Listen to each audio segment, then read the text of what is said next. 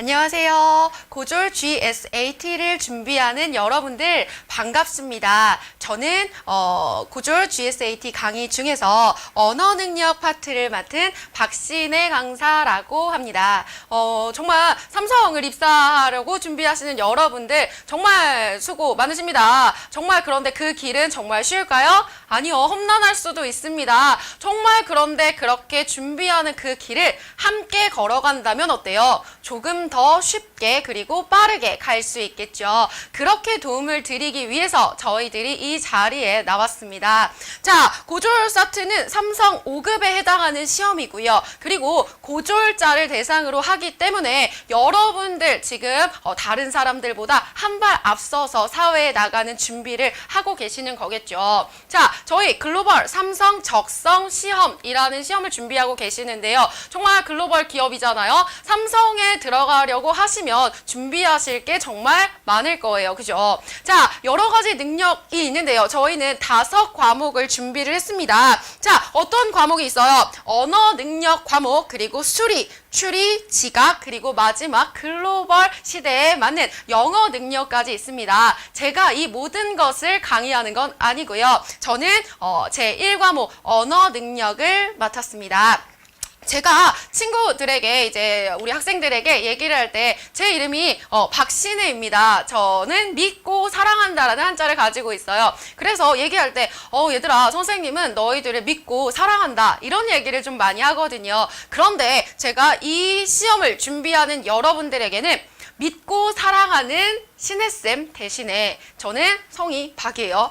박신이라는 단어를 가지고 있습니다. 저는 정말 이렇게 하는 건 정말 안타깝긴 하지만 여러분들이 준비하는 시험에서는 그 시험에서만큼은 여러분들에게 빡쌤이라고 불리도록 하겠습니다. 왜냐하면 정말 이 공부요, 빡세게 하셔야지만 합격의 길로 가실 수 있어요. 그냥 정말 쉽게 대강해서 내가 입사할 수 있지 않을까? 이런 생각을 가지셨다면 지금 책 덮고 나가셔도 돼요. 정말 빡세게 준비하지 않으시면 저희에겐 합격이라는 달콤한 열매 정말 맺을 수 없다라고 생각을 합니다. 그러니까 빡쌤과 함께 여러분들 정말 우리 언어 능력에 해당하는 단어 문제, 그리고 문장 배열 문제, 그리고 지문이 주어지는 독해 문제, 그리고 더 나아가서 추가적으로 조금 더 어렵게 나올 수 있는 발전 문제까지 해서 저랑은 언어 능력 파트를 한번 열심히 해보도록 하겠습니다. 자, 우리 교재는요, 정말 개념 정리 부분이 좀 나와 있고요. 그리고 기출문제 부분도 언급이 되어 있습니다. 그리고 여러분들이 연습하실 수 있는 예상 문제 이렇게 이루어져 있고요. 그리고 여러분들이 이렇게 저와 마주하셨다면 교재를 통해서 온라인 강의를 통해서 만나보실 수 있는 건데요. 그 강의에 대한 정말 질문사항이라든가 이런 것들은 저희 질의응답방을 통해서 여러분들이 직접 여쭤보실 수 있고요. 물어보실 수 있고 답변을 얻으실 수 있을 겁니다. 정말 이렇게 열심히 공부하지 않으시면요, 우리 뭐 할 수 없다? 합격할 수 없다라는 거 명심하시고 조금만 더 임팩트 있게 준비하시면 좋을 것 같습니다. 상반기 준비하다가 좀 더 지나서 하반기 준비해볼까? 이런 나태한 생각으로는 절대로 합격의 길로 갈 수 없어요. 어떻게 가야 된다? 빡쌤과 함께 빡시게 가야 된다라는 거 꼭 명심해 주시기 바랍니다. 자, 그러면 저희는 이제 교재를 한번 볼 건데요. 저와 똑같은 교재, 자, 고졸 GSAT 삼성 5급 고졸이라는 교재는 다 준비해 계시죠? 그죠? 교재 준비됐고, 그리고 두 번째 준비할 건 열심히 공부하겠다라는 마음이요. 그죠? 정말 내가 합격이라는 달콤한 열매를 먹겠다라는 그런 마음 준비하시고, 그리고 머리와 손이 고생하겠다라는 그런 마음까지 잡수셨다면, 그러면 이제 공부를 한번 해보도록 하겠습니다. 저는 언어 능력 강의를 한번 해보도록 하겠습니다. 자, 저희는요, 총 3개의 챕터로 이루어져 있는데요. 첫 번째 챕터는요, 단어의 의미 파트입니다. 우리 이론을 간단하게 배울 거고요. 기출 문제를 통해서 단어의 문제가 어떤 유형으로 나오는지를 여러분들이 파악하실 수 있을 거예요. 자, 그러면 교재를 준비하셔서 우리 교재 8페이지부터 한번 보도록 하겠습니다. 자, 챕터 1 단어라고 나와 있고요. 첫 번째 단어의 의미 나와 있네요. 단어의 의미는요. 총 6가지의 의미로 나와 있다라고 얘기를 하는데요. 6개의 의미, 개념적 의미, 함축적 의미, 사회적 의미, 정서적 의미, 반사적 의미, 그리고 주제적 의미, 이렇게 6개가 나와 있는데요. 자, 우리가 알아야 되는 의미는요. 가장 중요한 의미, 자, 첫 번째 개념적 의미는 알아두셔야 하는 부분입니다. 이렇게 6개의 우리 단어의 의미를 나누고 있는, 분류하고 있는 학자는요. 리치라는 학자인데요. 이런 건 여러분들에게 물어보지 않습니다. 그렇죠? 우리가 알아야 될 건 뭐다? 개념적 의미가 뭘까라는 걸 알아두시면 되는 겁니다. 개념적 의미는요. 어떤 낱말이 지니고 있는 가장 기본적이고 사전적인 의미라고 얘기를 하는데요. 진짜 사전에게 이 뜻이 뭐야? 라고 하면 내놓는 그 의미를 얘기하는 거거든요. 그래서 다른 말로는 사전적 의미라고 부르기도 하고요. 중심적 의미라고 부르기도 합니다. 자, 예를 들어서 노처녀라는 단어가 있습니다. 전 아니에요. 노처녀라는 단어가 있는데요. 이런 단어의 개념적 의미를 본다라고 얘기한다면요. 의미 자질을 통해서 확인을 할 수 있거든요. 자, 여기에는 플러스 짐승이 아닙니다. 노처녀는 인간이에요. 인간이라는 자질은 가지고 있습니다. 플러스라고 얘기를 할 수 있고요. 자, 그리고 두 번째 성별은 뭐예요? 여성이죠. 그렇죠? 근데 기준이 남성이네요. 남성이라는 기준으로 봤을 때 남성성은 가지고 있지 않네요. 마이너스라고 체크할 수 있고요. 자, 그리고 노처녀입니다. 이미 늙었어요. 그렇죠? 늙은 처녀예요. 그러니까 우리 성인, 다 큰 성인입니다는 그 성질 가지고 있네요. 플러스 성인의 의미 자질 가지고 있고요. 마지막입니다. 결정적인, 자, 대별점이네요. 결정적으로 결혼은 못했어. 아니, 안 한 걸 거예요. 그렇죠? 결혼은 안 했습니다. 마이너스 결혼의 우리 의미자질 가지고 있네요. 이 의미자질을 합치면 우리 뭐가 돼요?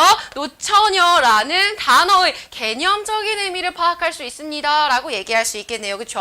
자, 우리 노처녀라는 단어를 가지고 개념적인 의미 한번 파악해 봤는데요. 그러면 두 번째 함축적인 의미 한번 볼까요? 함축적인 의미는요. 여기에서 뭘 얘기할 수 있냐. 자, 그 단어가 가지고 있는 연관돼서 생각할 수 있는 그런 관습에 의해서 형성되는 의미라고 얘기를 할 수 있는데요. 자, 우리 여기 계란이라는 단어가 있다고 한번 생각해 볼게요. 뭐 계란 후라이를 먹었어 라고 얘기한다면 어때요? 개념적 의미, 닭의 알이라는 개념적인 의미 가지고 있겠죠. 그죠? 그런데 계란으로 바위치기 라는 그런 속담을 한번 생각해 볼게요. 그러면 계란이라는 아주 연약한 것을 가지고 단단한 바위에게 도전한다라는 그런 의미가 있잖아요. 그럼 여기에서 계란은 어때요? 에그라는 의미보다는 연약함의 의미를 가지고 있다라는 거죠. 이렇게 계란이 연약함의 의미를 나타낼 때 우리는 어떤 의미라고 얘기를 합니까? 함축적인 의미를 가졌습니다. 라고 얘기할 수 있겠네요. 그죠? 자, 그럼 세 번째 의미 한번 가볼게요. 세 번째 의미는 어떤 의미가 나옵니까? 사회적인 의미입니다. 라고 얘기를 하는데요. 사회적인 의미는 뭐라고 나왔어요? 언어 사용의 환경에 따라서 전달되는 의미입니다. 라고 얘기를 하는데요. 자, 지리적인 조건이라든가 아니면 사회적인 어떤 계층에 따라서 달라지는 단어라고 알아두시면 되는데요. 뭐 이런 것들이요. 오늘은 밖에 비가 오네 라는 서울 사람이 얘기하는 그런 부분이 있다면 지방에 사시는 분들은 아따 비가 많이 온다. 비가 억수로 오네. 뭐 이렇게 얘기할 수 있죠. 그렇죠? 이런 것들이 지역으로 나뉘어진 계층에 따라서 나뉘어진 사회적인 의미라고 볼 수 있습니다. 자, 네 번째 의미는 어떤 의미가 될 수 있대요? 정서적 의미라고 나와 있는데요. 정서적인 의미는요. 화자 혹은 말하는 이, 글쓴이의 감정과 태도에 따라서 전달되는 주관적이고 감정적인 의미라고 나와 있습니다. 자, 같은 단어지만요. 마음 상태에 따라서 다르게 느껴질 수 있어요. 선생님이 만약에 여기에서 야, 너네들 진짜 잘 논다. 진짜 재밌겠다. 라고 얘기하면 어때요? 정말 잘 놀고 있는 상황에서 감탄하는 정서를 나타내는 의미일 거예요. 그죠? 그런데 지금 책을 펴놓고 옆 사람과 딴짓을 하거나 아니면 머리로는 딴 생각하거나 라고 얘기했을 때 선생님이 잘 논다 라고 얘기했어요. 그러면 어떤 의미가 될 수 있는 거예요? 어떤 질책이라든가 조롱이라든가 비꼬의 의미가 될 수 있는 거란 말이에요. 그렇죠? 그러니까 같은 단어라고 하더라도 같은 문장이라고 하더라도 화자의 마음 상태에 따라서 달라지는 의미, 우리 어떤 의미라고 얘기합니까? 정서적 의미라고 얘기를 합니다. 자, 5번째 의미로 한번 넘어가 볼게요. 반사적 의미라고 나와 있는데요. 반사적인 의미는요, 같은 표현이지만 반응에 따라서 달라지게 전달되는 그런 의미라고 나와 있는데요. 자, 아버지라는 단어는요, 중립적인 단어예요. 그런데 그것이 아빠 이렇게 가면 어때요? 친근한 의미가 될 수 있고요. 그 아버지라는 의미를 엄친이라는 단어로 사용하게 된다면 어때요? 엄한 부모라고 얘기해서 우리 근엄한 이미지를 줄 수 있다라는 거예요. 그 단어가 느낌을 줄 수 있는 그런 반사적인 의미라고 얘기할 수 있고요. 그렇죠?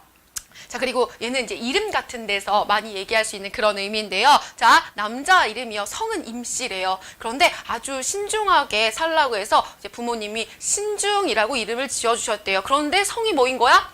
임씨인 거야. 그래 남자인데 임신중이 된 거예요. 그러면 거기서 느껴지는 정서적 의미, 반사적 의미는 어때요?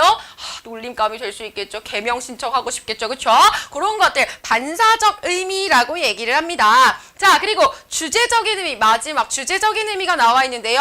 주제적 의미는요, 어순이나 강세의 변화를 통해서 화자나 글쓴이가 의도한 의미를 얘기합니다. 선생님이 제일 좋아하는 동사는 그쵸? 먹다입니다. 이런 대답 아주 좋아요. 먹다입니다. 자, 그리고 선생님이 가장 좋아하는 명사는 뭘까요? 네, 고기입니다. 그쵸? 자, 그래서 제가 문장을 하나 만들어 볼게요. 선생님이 어제 고기를 먹었다라는 문장이 있는데요. 자, 여기에서 저는 고기를 막 이렇게 강조하고 싶은 거예요. 그럼 뭘 바꿔주면 되는 거예요? 나는 어제 먹었어. 뭘? 고기를 이렇게 해서 어순을 바꿔서 고기를 이라는 단어를 강조해 주거나 아니면 나는 어제 고기를 먹었어 라고 하는 것처럼 억양을 통해서도 우리 나타내려고 하는 무슨 의미? 주제적 의미를 충분히 드러낼 수 있습니다. 단어의 의미 6개로 나눌 수 있다는 것 말씀드렸고요. 자, 우리는 가장 중요하게 생각해야 되는 게 무슨 의미다? 개념적 의미를 꼭 우리는 파악해야 한다. 그러려면 누구와 친하게 지내야 한다? 사전과 친하게 지내야 한다라는 것들을 꼭 명심하시길 바랍니다. 자, 그러면 우리 문제가 나올 수 있는 단어 간의 의미 관계예요. 기출 문제를 살펴보시면 알겠지만 우리 단어 문제는요. 주어진 시간이 아주 짧습니다. 그리고 나서 반사적으로 단어의 뜻, 유의어, 다의어를 찾아내실 수 있어야 돼요. 근데 유의어가 뭐야? 다의어가 뭐야? 이런 것들을 모른다면 우리 정답 찾을 수 있을까 없을까? 없습니다. 그리고 선생님이 가장 안타까워하는 것들 중에 하나가 자, 선생님 저 문제를 잘못 읽어서 이 문제 틀렸어요 라고 얘기하면 선생님은 원래 문제 틀린 것에 대해서 화를 내진 않습니다. 하지만 몰라서 틀렸으면 공부를 해야 하는 거죠. 하지만 문제를 잘못 읽은 실수는 화를 냅니다. 정신을 어디다 두고 온 거야? 라고 얘기하면서 화를 낼 수 있거든요. 자, 우리 문제에서 뭘 물어봅니까? 유의 관계를 물어봅니다. 그러면 뭐 찾아주셔야 돼요? 비슷한 뜻을 가진 걸 찾아주셔야 돼요. 자, 문제에서 반대되는 걸 찾으라고 얘기했습니다. 그러면 어떤 거 찾아주셔야 돼요? 반의 관계 문제 찾아주셔야 되는 거예요.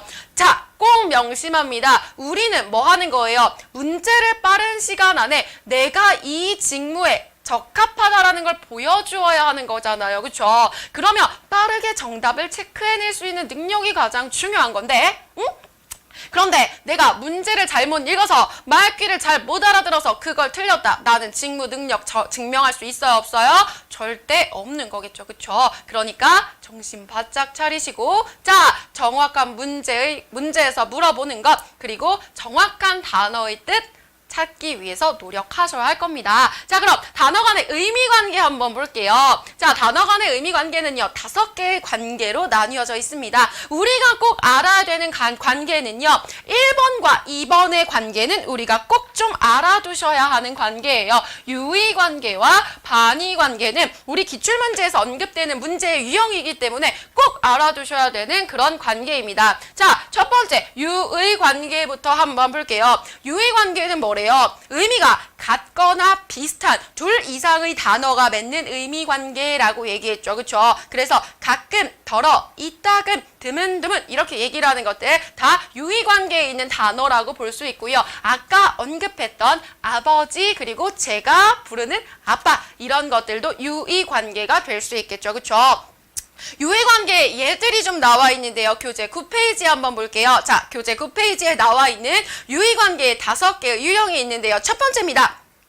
방언의 차이에 의해서 유의관계를 나타낼 수 있어요. 옥수수, 강냉이 이렇게 나와 있고요. 또 예를 들자면 멍게, 우렁쉥이 이런 것들도 방언의 차이에 의해서 유의관계를 나타내는 거래요. 해산물을 그렇게 좋아하는 편은 아닌데요. 멍게라는 단어는요. 방언이었어요. 그런데 사람들이 우렁쉥이 표준어 우렁쉥이보다 방언인 우리 멍게를 훨씬 더 많이 사용했기 때문에 멍게가 표준어의 자리로 격상을 하게 됐어요. 우리 언중들의 힘이 얼마나 큰지를 보여주는 그런 예가 될 수 있겠죠. 그죠?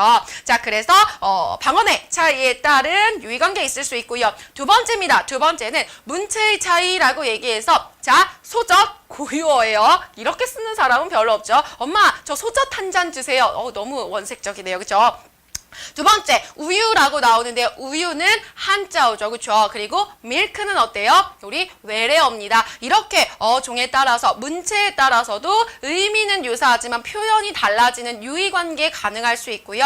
세 번째는 전문성의 차이라고 나옵니다. 전문성의 차이. 우리 염화나트륨은 어때요? 실험실에서나 쓸 때 우리 염화나트륨 주세요 라고 얘기하지만 우리가 일상생활에서 쓸 때는 뭐라고 얘기해요? 소금 주세요 라고 얘기하면서 소금이라는 단어를 쓰죠. 그렇죠?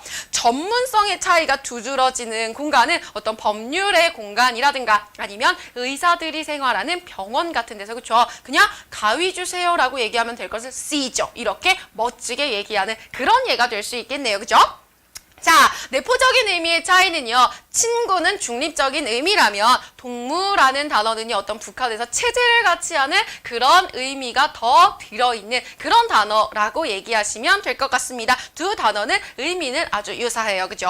자, 그리고 마지막 5번째는요. 완곡어법에 따른 차이라고 나와 있는데요. 완곡어법은 좀 돌려 말하는 거예요. 죽음이라든가 아니면 더러운 것들 이런 것들은 사람들이 언급하기 꺼려하는 단어들이거든요. 그래서 대놓고 죽다라고 얘기하기보다는 돌아가시다라는 완곡어법을 사용하는 거겠죠. 그렇죠? 그래서 이제 화장실도 뭐 똥간 이렇게 얘기하는 것보다는 해소소 뭐 근심을 해소하는 공간 이렇게 얘기하는 것 완곡어법에 따라서 차이가 나지만 의미는 유사한 유의관계의 예가 될 수 있습니다. 자, 유의관계 어떤 의미인지 아시겠죠? 의미가 유사하거나 같은 그런 관계를 유의관계라고 부릅니다. 우리 유의어 찾기 문제, 기출문제 그리고 이 강에서 문제로 정말 많이 풀어볼 겁니다. 자, 두 번째는 어떤 관계라고 나와 있어요? 반의 관계라고 나와 있네요.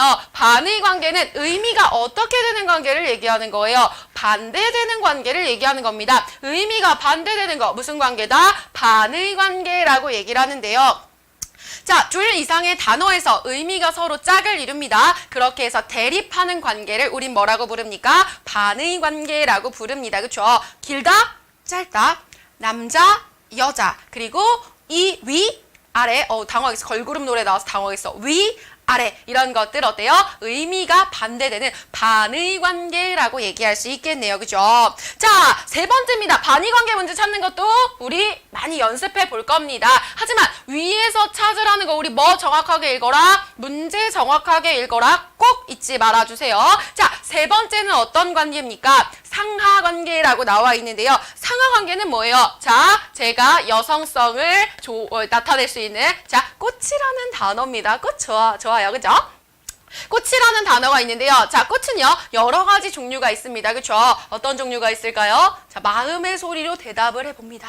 자, 네, 첫 번째, 네, 장미꽃이 있을 수 있습니다. 또 어떤 꽃이 있을 수 있나요? 뭐 저랑 닮은 꽃이요? 백합꽃이 있을 수 있겠네요. 자, 세 번째 꽃 뭐 있어요? 우리 정말 지겹게 배웠던 자, 나보기가 역겨워 가실 때에는 자, 진달래꽃 있을 수 있습니다. 자, 이 꽃은 어때요? 밑에 있는 장미, 백합, 진달래꽃의 의미를 가지고 있습니다. 그렇죠? 자, 그래서 이런 관계를 상하 관계라고 얘기를 하고요. 자, 위에 이 모든 것의 의미를 내포하고 있는 이 단어를 뭐라고 부릅니까? 상의어라고 부르고요. 밑에 이렇게 포함되는 단어들은 뭐라고 부릅니까? 하의어라고 부릅니다. 이렇게 포함되는 관계를 우리는 상하관계라고 부릅니다. 자, 상하관계 그리고 다음에 나오는 것들은요. 이런 관계들이 있구나라는 것 정도만 좀 체크해 두시고 가시면 됩니다. 자, 그러면 다음 관계 한번 가볼게요. 다음 관계, 자, 네 번째입니다. 부분전체 관계라고 나와 있는데요. 자, 부분전체 관계는요. 그냥 이걸 가지고 설명드릴 수 있어요. 자, 손이 있죠. 손에는 뭐가 포함됩니까? 손가락이 포함됩니다. 그렇죠? 그리고 또 어떤 것들이 부분전체 관계가 될 수 있어요? 손가락에는 뭐가 포함이 되죠? 손톱이 포함이 됩니다. 그렇죠? 이런 것들처럼 한쪽의 의미가 다른 쪽 의미의 구성 요소가 되는 의미 관계, 네 번째 부분 전체 관계가 됩니다. 자, 마지막 다섯 번째는요. 동음이의 관계라고 얘기할 수 있는데요. 자, 동음이의 관계는 우리 어떤 관계라고 얘기할 수 있냐면요. 자, 동음이의 우리 말 그대로요. 소리는 같은데요. 다릅니다. 뜻이 다른 관계를 동음이의 관계라고 얘기할 수 있고요. 다의 관계는요. 하나의 단어 안에서 관련된 의미가 여러 개 나오는 것, 그것을 우리는 다의 관계라고 얘기할 수 있습니다. 자, 동음이의는 뭐라고 얘기했어요? 자, 소리는 똑같은데 뜻은 다른 단어라고 얘기했습니다. 예를 들어서 한번 설명을 한번 해볼게요. 자, 선생님이 배1, 배2, 배3 이렇게 단어를 한번 적어봤습니다. 자, 그러면 여기에서 분명히 떠오르는 의미가 있을 거예요. 자, 첫 번째입니다. 선생님 신체에서 가장 민감한 부분이에요. 그죠? 자, 솔직하게 그립니다. 그죠? 자, 여기에서 이건 뭐예요? 신체의 일부분이라는 뜻을 가질 수 있고요. 자, 두 번째는, 자, 이거 선생님이 그리면 아이들이 학교입니까? 자, 가장 항의를 많이 하는 부분인데, 아닙니다. 자, 물에서 타는 배입니다. 그죠? 자, 그리고 세 번째는요, 사과 아닙니다. 자, 얘는 먹는 배, 과일의 종류가 될 수 있겠죠. 그죠? 이렇게 해서, 자, 소리는 같습니다. 하지만 뭐가 다른, 뜻이 다른 우리 관계를 우리 무슨 관계라고 불러요? 동음이의 관계라고 부릅니다. 자, 그러면서 우리 동음이의 관계는 어때요? 전혀 뜻 사이의 관련성이 없다고 얘기했어요. 그죠? 그러니까 사전에 올라갈 땐 어때요? 각각의 하나의 단어로 등재된다라는 그런 특징도 가지고 있습니다. 자, 동음이의 관계 말씀드렸고요. 두 번째는 다의 관계 한번 말씀드릴게요. 다의 관계는요. 의미가 여러 개인 거예요. 자, 단어는 하나입니다. 하지만 관련된 의미가 여러 개인 거 우리 다의 관계라고 얘기합니다. 자, 손이라는 단어가 있어요. 손이라는 단어. 자, 첫 번째 우리 진짜 어때요? 가장 기본적인 의미, 팔목 아래라는 의미입니다. 자, 손으로 잡다라는 그런 의미 될 수 있고요. 자, 두 번째는요. 손가락이라는 의미가 있습니다. 그래서 손에 반지를 끼다라고 얘기하면 어때요? 손가락에 반지를 끼는 걸 얘기하는 거예요. 세 번째는 어떻습니까? 세 번째는 일손이라고 얘기해서 손이 모자르다라는 그런 의미 될 수 있고요. 자, 그리고 이제 어떤 권한의 범위, 내 손아귀에 넣다, 손에 넣다 이런 것들 다양한 의미가 있어요. 하지만 이건 어때요? 기본적인 손의 의미와 관련이 있는 거죠. 그렇죠? 그래서 하나의 단어 안에 우리 연관된 다양한 의미가 있는 것들 무슨 관계라고 부릅니까? 다의 관계라고 부릅니다. 자, 이런 우리 단어의 6가지 종류 그리고 우리 단어 간의 의미 관계 이런 것들을 바탕으로 우리 이제부터는 뭘 한번 해볼 거예요? 문제를 한번 풀어볼 겁니다. 자, 문제는요. 기출문제 12문제로 이루어져 있고요. 2강에서 풀어볼 우리 예상 문제 65문제로 문제는 좀 많아요. 하지만 제가 여러분들에게 말씀드리고 싶은 것이 있습니다. 이건 꼭 명심하셔야 돼요. 자, 우리 속담 중에 어떤 속담이 있어요? 말을 물가로 데려갈 수는 있어도 우리 뭔 할 수 없어요? 억지로 물을 마시게까지는 할 수 없습니다. 제가 여러분들에게 이런 것들이 중요합니다. 이런 유형의 문제가 나옵니다. 이런 것들을 준비하시기 위해서는 여러분들의 노력이 중요합니다. 중간중간 계속 말씀드릴 거예요. 그런데 여러분들이 노력하지 않으시고 요행을 바라신다면 이 단어 문제에서는 절대로 고득점 하실 수 없어요. 실수도 잦아질 거고요. 그리고 그러면 어때요? 합격으로 갈 수 있는 길은 보장이 되지 않을 겁니다. 그렇죠? 자, 단어 뜻은 어떻다? 노력만이 살 길이다. 그리고 누구랑 친해져야 한다? 사전이랑 친해져야 한다. 그리고 모르는 단어가 나오면 어떻게 합니까? 정말 우리 영어 단어만 공부하는 거 아니에요. 모국어 화자라고 마음 놓으시면 안 됩니다. 단어장 만드셔서 모르는 단어 평소에 교과서에서 공부할 때 그리고 평소에 내가 글을 읽었을 때 모르는 단어가 나온다라고 얘기하면 어때요? 단어 그리고 사전적인 의미 적어둡니다. 그리고 짜투리 시간을 활용해서 이동할 때 계속 끊임없이 읽어줍니다. 그러면 나 모르는 단어가 점점 줄어들 거고요. 알게 되는 단어 저금하듯이 차곡차곡 쌓이게 될 겁니다. 단어 문제에는 왕도가 있다 없다? 없다. 그렇기 때문에 쌤은 누구다? 빡쌤이다 라는 거 명심하시고 우리 단어 문제 한번 기출문제 12문제 한번 빨리 풀어보도록 하겠습니다. 자, 첫 번째 우리 문제 나와 있네요. 자, 우리 선생님이 아까 뭐라고 얘기했어요? 우리 문제가 물어보는 대답을 해야 된다 그랬어. 자, 다음 제시된 단어와 같거나 유사한 뜻을 가진 걸 얘기했단 말이에요. 그러니까 얘는 무슨 관계 얘기하는 거예요? 유의 관계 얘기하는 거란 말이야. 그제? 자, 그러니까 유의 관계 우리 비슷한 뜻 찾을 거예요. 첫 번째 단어부터 한번 보도록 하겠습니다. 자, 허다하다라는 단어가 나와 있는데요. 허다하다라는 단어의 의미는요. 우리 사전적인 의미 확인하고 그 다음에 내가 알 수 있는 하나의 단서 챙기는 거예요. 자, 허다하다. 수량이 매우 많고 흔하다라는 그런 단어입니다. 자, 흔하다, 수량이 많다라는 의미입니다. 바로 몇 번 찾아주셔야 돼요. 2번. 수두룩하다, 수량이 많다, 흔하다라는 의미 바로 연결해 주실 수 있어야 합니다. 자, 허름하다라는 건 무슨 단어예요? 자, 정말 헐었다. 그리고 애가 정말 볼품이 없다라는 그런 의미가 될 수 있겠죠. 그렇죠? 자, 그리고 나누다는 뭐예요? 둘 이상으로 가르다라는 그런 의미가 되는 거고요. 우려먹다는 어때요? 제가 비슷한 개그를 계속한단 말이야. 선생님 똑같은 개그 계속 우려먹어요 라고 얘기할 수 있단 말이에요. 반복해서 써먹다라는 그런 의미고요. 허무하다는 뭐예요? 내가 이렇게 열심히 했는데 준비했는데 뭐 하면 합격에 실패하면 나 허무해질 수밖에 없습니다. 텅 빈 상태 그리고 허전하고 쓸쓸한 상태가 되다라고 얘기하는 거 허무하다라는 그런 단어입니다. 자, 그런데요. 여기에서 우리가 모든 단어들을 다 알 필요는 없어요. 모르는 단어 체크하셔서 내가 공부할 수 있게 준비하시는 거예요. 이 많은 단어 중에 어떤 단어가 나올지는 우리 예상하기 힘듭니다. 평소에 단어 공부는 뭐다? 노력이다. 이건 꼭 잊지 마시고 넘어가세요. 자, 두 번째 예방이라는 단어가 나와 있는데요. 예방은 뭐래요? 자, 사전적인 의미 갑니다. 질병이나 재해 등이 발생하지 않도록 미리 대비하여 막는다, 미리 대비하다라는 그런 의미거든요. 그러니까 바로 몇 번 찾아주시면 돼요. 대비하다라고 얘기하는 거 3번 찾아주시면 되겠네요. 그렇죠? 자, 방문은 뭐 하는 거예요? 방문 판매 찾아가는 거고요. 응답은 응답하라라고 얘기하는 거예요. 부름, 물음에 답하다라는 그런 의미고요. 준비는 미리 갖추는 걸 얘기하는 겁니다. 배치는 인원 배치처럼요. 사람이나 물건을 자리에 나누는 걸 얘기하는 거예요. 자, 3번 문제는 과장이라고 나와 있는데요. 여기에서 과장은요. 지나치게 부풀리다라는 그런 의미입니다. 그렇기 때문에 우리 정답은 바로 과대 찾아주셔야 되는데요.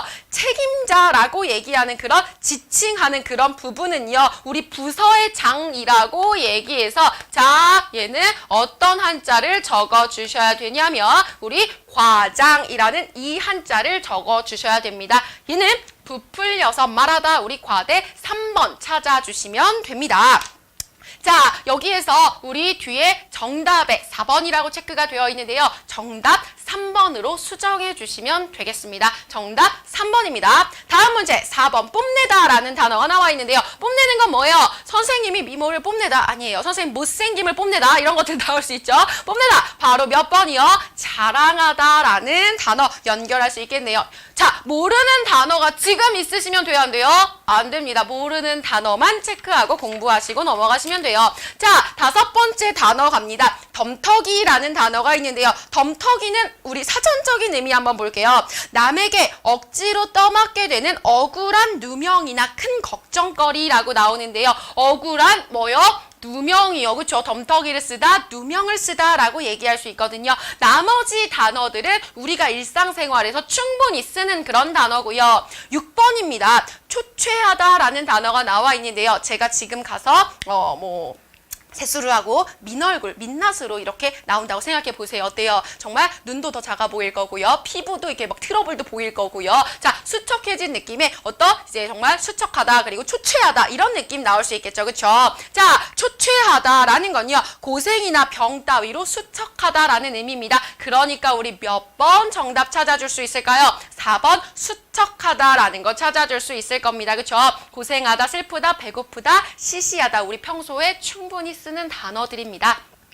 자, 7번 알량하다 넘어갈 건데요. 여기서 잠깐 우리가 꼭 알아야 되는 거 선생님이 아까 뭐 제대로 보라고 얘기했죠? 문제 제대로 보라고 얘기했습니다. 지금까지는 우리 뭐 찾았었는데 유의어 문제 찾았었단 말이야. 그치? 그런데 우리 지금부터 뭐 찾을 거예요? 다르거나 반대의 뜻을 가진 단어 반의어 찾을 겁니다. 자, 알량하다, 알량한 자존심 이런 것들 우리 할 때 쓰는 단어죠. 알량하다라는 단어의 사전적인 뜻은요. 보잘것없고 시시하다라는 그런 의미입니다. 자, 그럼 보잘것없고 시시하다 반대되는 말은 어때요? 보잘것있다, 대단하다라는 의미가 되겠네요. 그쵸? 자, 알량하다 뜻 챙기시고 넘어가시면 되겠네요. 자, 8번입니다. 8번은 우리 어떤 단어가 나왔어요? 소집이라고 나왔는데요. 불러서 모으다라는 의미거든요. 자, 그러면 불러서 모을 거야. 반대말은 뭐야? 저리 가라고 하면서 뭐 하면 되겠습니까? 해산, 여기서 가버려라고 얘기하는 거 우리 해산, 따로 흩어지게 하는 거 해산 찾으면 되겠네요. 그쵸? 자, 여러분들이 질문을 해소하지 않고 이런 해이한 풀어진 태도를 보이면요. 자, 어때요? 정말 나는 할 말이 없나 봐 라고 얘기하면서 우리 뭐 하게 될 수 있어? 해장하게 될 수 있으면 돼요, 안 돼요? 안 됩니다. 그쵸? 솔직히 불러서 모으다 우리 반대되는 말 뭐요? 자, 여기서는 불렀던 것을 흩어버리는 우리 해산 찾아주시면 됩니다. 자, 9번 문제 한번 볼게요. 9번 문제 방정맞다라고 나와 있는데요. 방정맞다의 뜻은 뭐래요? 언행이 가볍고 주책 없다라는 의미래요. 그러면 반대말 바로 뭐예요? 점잖다라는 거 찾아주면 되겠네요. 말수가 적고 행동이 의젓하다라고 얘기하는 거예요. 자, 같잖다 이런 말 쓰죠. 그쵸? 거슬리거나 아니고 같자는 게 뭐 이런 것도 쓸 수 있고요. 적잖다, 적은 것이 아니다라는 의미입니다. 주의하셔야 돼요. 적은 것이 아니다라는 의미고요. 어줍잖다는요. 분수에 어울리지 않다라는 그런 의미고요. 시답잖다라고 얘기하는 건 볼품이 없어서 만족스럽지 않다라는 의미입니다. 자, 평소에 미묘한 어떤 의미 차이를 모르셨다면 이런 단어들도 어때요? 정리하시는 거 충분히 필요합니다.